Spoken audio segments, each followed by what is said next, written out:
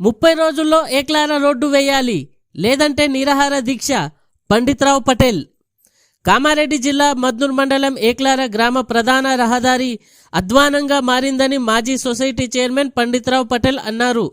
Jukkal MLA తోట లక్ష్మీకాంతరావు వెంటనే స్పందించి 30 రోజుల్లోగా రోడ్డు నిర్మాణం పూర్తి చేయాలని డిమాండ్ చేశారు.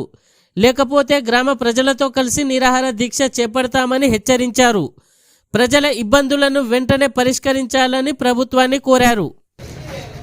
రోడ్డు ఏక్లారా గేట్ టు చెండగావ్ రోడ్డు చాలా అధ్వానంగా మారింది.